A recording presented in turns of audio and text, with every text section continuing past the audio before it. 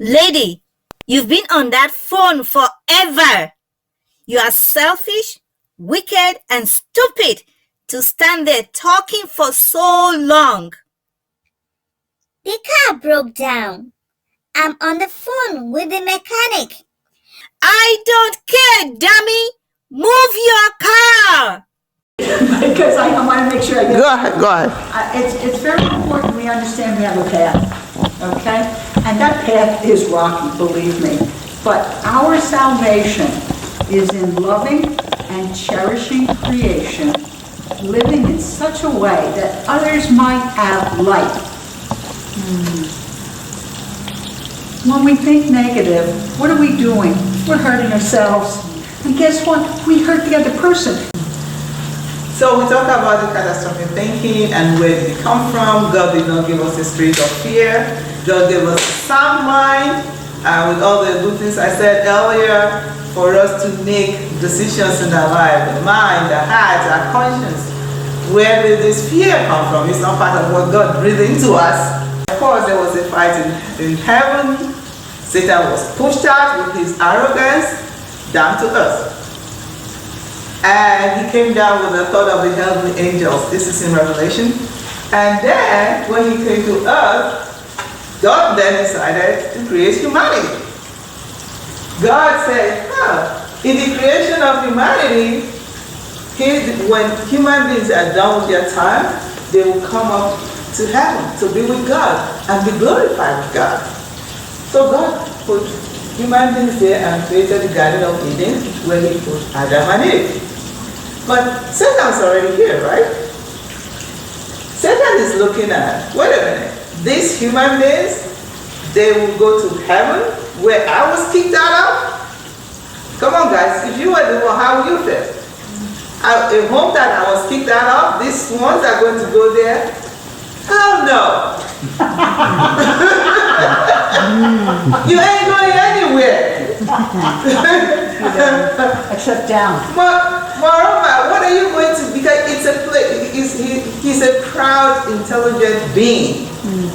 That's all he knows. If you go there, what are you going to be? You're going to be, he only knows negative.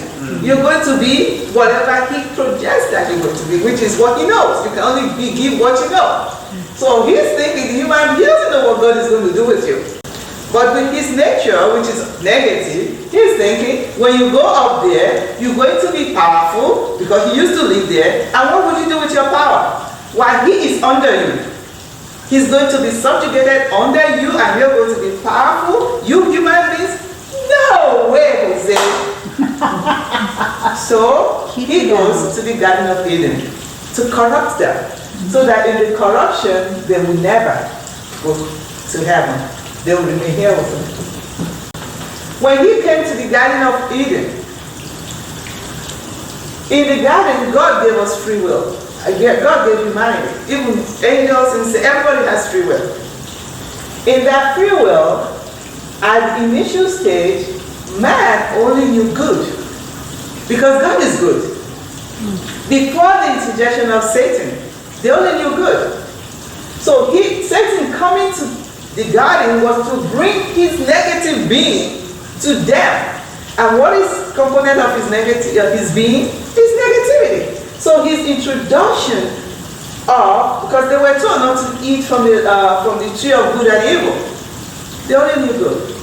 So him coming is to introduce them to the other side of who they are, of humanity, the negative aspect of us. Because if you have a free will, a will is not free unless you have the ability to make choices. Should I go this way? Should I go this way? Should I go this way or this? That's what your free will is about, is to make choices. God gave you one, so Satan will have to bring himself into the picture to bring you the negative aspect. Satan is like Superman. He has to be powerful for him to move us to do anything. He can't be ordinary spirit that blows wind into your ear. That's why we said earlier, he's like a roaring lion, waiting to devour. He's not playing. So he has to have equal power for us to be so overwhelmed us with his being that we all seem to inherit that negativity that he has. We are by default negative folks. So he comes into the garden and brings that to us because to me, his existence is necessary. We are not supposed to fear Satan. We are supposed to understand his ways. His existence is actually necessary for us to exercise our free will. Otherwise, we'll be like robots. So he gives us that to the other end. We're like, no. So again, to create that balance in us as humanity, his existence is necessary and it's for us to recognize how he works, what he does, and be able to know the difference. Satan knows us very well. Remember, he was here before us. We're not perfect. I don't mind you telling me, Caroline, this is what you did to me. Because I know I'm not perfect. And it's for me, it's not about me. It's about you. Because when I make it about me, then I can't see what I've done wrong to you. Actually, it's about, But our life is not about ourselves. No. And when we get into arrogance and pride and all those things that is Satan, it becomes about us, which is what he is. Everything is about him. That's why he got the way he said it was about him. And that's what he wants. He brought to us to be selfish, to be self-centered. Thank God he gave us all those avenues. We can always come back to God and he can fix us because he loves us. So we have to be aware of these things. And when we do something wrong, when we know we've done something wrong, go back to God and look for forgiveness.